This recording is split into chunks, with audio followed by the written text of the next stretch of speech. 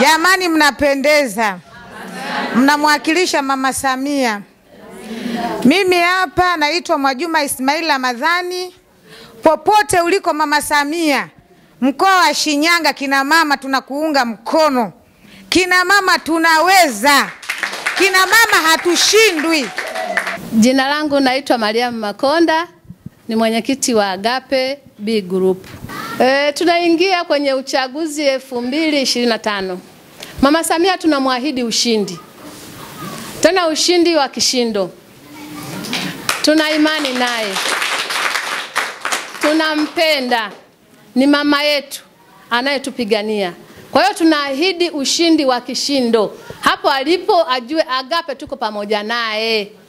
Mtaa wa Dome tuko pamoja naye.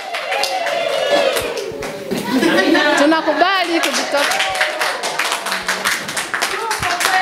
Akina mama tupo, na fursa zitakapoanza akina mama tunachukua fomu, tunagombea. Tuko tayari kugombea nafasi yoyote itakayopatikana. Kikundi kilianza kwa kila mwanakikundi kuchangia kiasi cha shilingi 500 kama ada ya kila mwezi kwa ajili ya kujiwekea akiba. Lengo la kuanzisha kikundi. Lengo kubwa la kuanzisha kikundi hiki kwa kipindi hicho ilikuwa ni kusaidizana kwenye matukio ya shida na raha, na zaidi kutufanya kuwa kitu kimoja katika mtaa wetu wa Dome. Na ilipofika Desemba 2018 ambapo kikundi kilikuwa kimetimiza miaka 10 toka kuanzishwa, hapo ndipo tulipoamua jina la kikundi libadilishwe kutoka kuitwa kikundi cha ujirani mwema na kuitwa kikundi cha Agape, kwa sababu ya upendo uliozidi kuonekana ndani ya hiyo miaka 10. Mafanikio yaliyopatikana ndani ya kikundi. Kikundi cha Agape B kimepata mafanikio makubwa. Kwanza kabisa kuongezeka kwa idadi ya wanakikundi kila mwaka, na hadi sasa tupo jumla ya wanakikundi hai 42. Tumeweza kusajili kikundi ili kiweze kutambulika kisheria pamoja na kufungua akaunti katika benki ya CRDB. Kutokana na makusanyo mbalimbali ndani ya kikundi, tumeweza kununua vitu kwa ajili ya manufaa ya wanakikundi. Tumeweza kutengeneza matenti makubwa 2, tumenunua masufuria makubwa 40, hotipoti kubwa 2, majiko ya kuni ya kisasa ya nondo 10, meza za buffet 4, viti vya plastiki 50, sahani nzuri za chakula 300, pamoja na vitu vingine vidogo vidogo vya jikoni. Matarajio ya kikundi. Kikundi cha Agape B huwa kina utaratibu wa kujiwekea matarajio ya kufanya ndani ya mwaka, na ndani ya mwaka huu tunatarajia kuongeza vitu vifuatavyo: matenti makubwa 2 ambayo thamani yake ni 3,600,000, meza za buffet 4 thamani yake ni 7,500,000, viti vya plastiki 300 thamani yake ni 4,500,000, sahani nzuri 200 thamani yake ni shilingi 600,000. Jumla ya vitu vyote gharama yake ni shilingi 9,450,000. Hivyo kikundi cha Agape B baada ya kuona peke yake hakiwezi, kimeamua kuandaa harambee kwa ajili ya ununuzi wa vitu hivyo. Harambee hiyo inatarajiwa kufanyika mwezi ujao, tarehe bado haijapangwa, kwa maana mwezi wa 5. Taarifa hii imeandaliwa na katibu wa kikundi cha Agape B, Sara Boaz Migoko, akishirikiana na uongozi wa kikundi cha Agape. Wakina mama mlioko katika mtaa huu wa Dome na ninyi ambao ni wanakikundi, msione kuwa jambo hili ni dogo.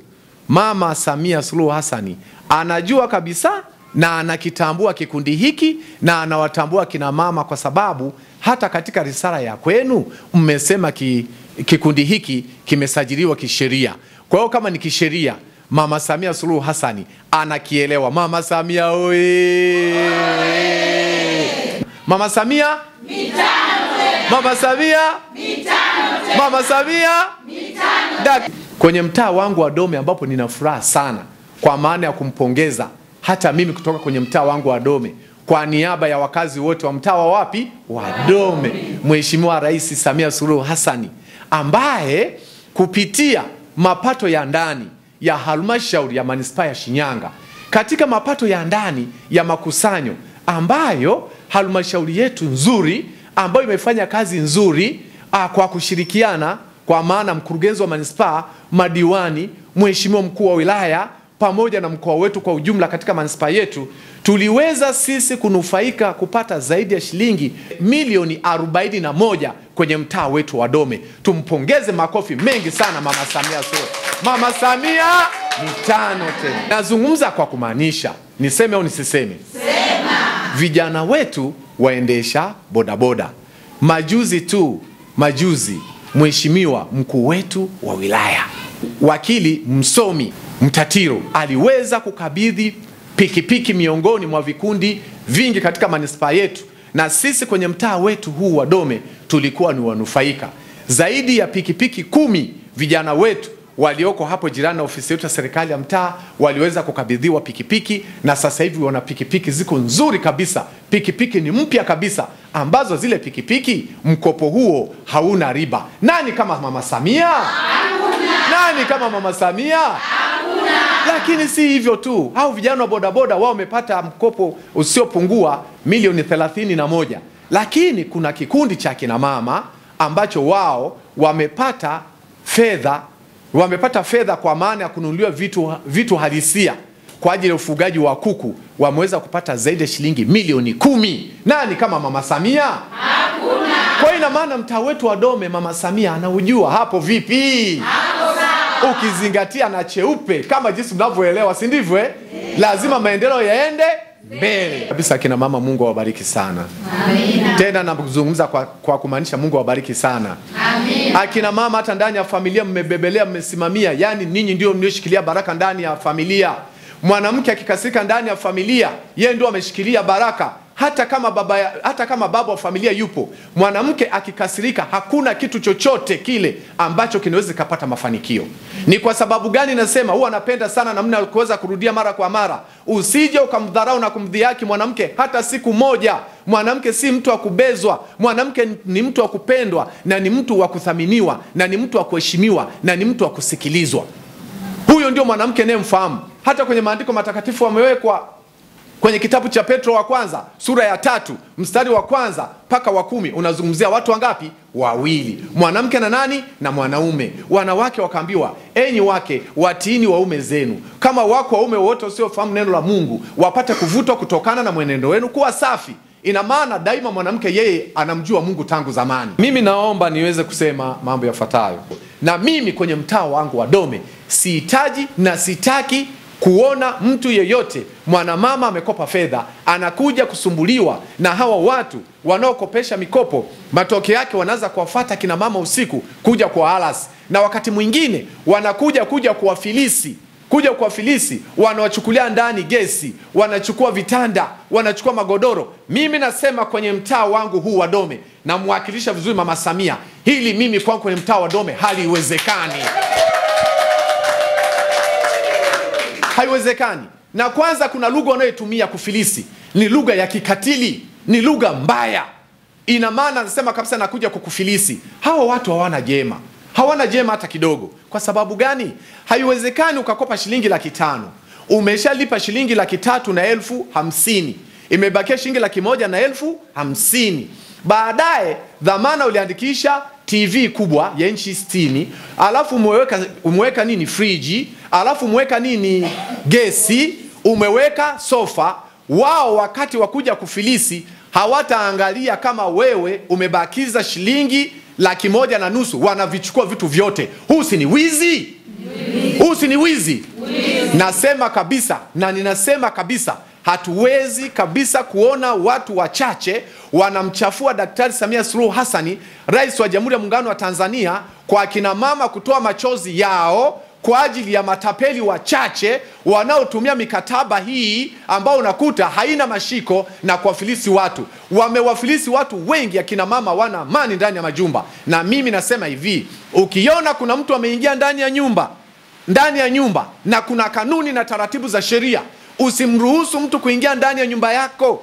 Zaidi sana mwambie hivi, ulipitia kwenye uongozi wa serikali ya mtaa, na sasa mara baada ya kuingia kwa ofisi ya serikali ya mtaa, na sisi tunasema nenda kwa mwenyekiti wa serikali ya nini? Ya mtaa. ili atakapofika tumwambie huyu mtu kama amekwamia wapi, mnatakiwa mkae kwenye meza nini ya mazungumzo. Kama litakuwa ni swala la ufilisi, watafuata utaratibu wa kisheria, ikiwa ni pamoja na kwenda mahakamani. Hata kama kutakuwa kuna thamani ya kitu, kitathamanishwa na nini? Na mahakama. Na pia hatuwezi kumchafua mheshimiwa mkuu wetu wa wilaya, ambaye ni mkuu wetu wa wilaya, yuko vizuri. Vilio vikiwa vingi, ndio ninyi wenyewe akina mama. Anaweza akaja mheshimiwa rais, mnaweza mkachukua mabango, mnakaa barabarani, mnasema tunanyanyasika, sisi tunachukuliwa vitu vyetu. Je, sisi wenye vitu wa serikali za mitaa, hasa mimi kwenye mtaa wa kwangu, mimi nafanya kazi gani? Nafanya kazi gani? Kazi nayoifanya ndio hii, namna kuweza kuwatetea akina mama. Akina mama oye! Akina mama oye! Akina mama kwa kujiletea maendeleo oye! Kwa hiyo mimi naomba niwaondoe hofu kuhusu habari ya hawa akina mama ambao wanaoendelea kukopa, na ingeliwezekana kabisa waondokane na mikopo umiza, na wao waweze kuunda vikundi, ili vikundi vitawaweka salama, kwa sababu watakuwa na vitu ambavyo wao vitafanya nini? Vitawaimarisha katika uchumi wao, na wao watakuwa na maisha bora. Ndio maana hata sasa hivi pale nyumbani akina baba unakuta hayupo, unakuta nyumbani mama ametengeneza amelosti kuku. Akina baba zamani walikuwa wanauliza, kwani sasa hivi wanauliza? Hawaulizi. Yani baba ukikuta umelosti kuku, mguu wa jogoo uko hivi, baba anakula, anasema nipe na maji ninywe. Namna kuweza kuhamasisha, namna kuweza kuunda nini? Vikundi, wakae vizuri katika vikundi vyao. Nategemea kwa mwendo huu na kasi hii ambayo ninyi mnamuonyesha Mheshimiwa Daktari Samia Suluhu Hassan, hakika muda sio mrefu ndani ya kikundi hiki akina mama watakuwa na magari wengi hapa. Yes. Ya nini tunaweza? Tutapewa lifti mpaka lini? Unatakiwa unaendea mikopo. Sasa hivi unaweza kaenda pale, kuna gari nzuri za milioni 5, milioni 6, milioni 7, unaingia nao, unawapa lifti, unafika unabonyeza, naomba karibu, ile unabonyeza kidogo, bado unamfanyia na hivi. Hapo vipi?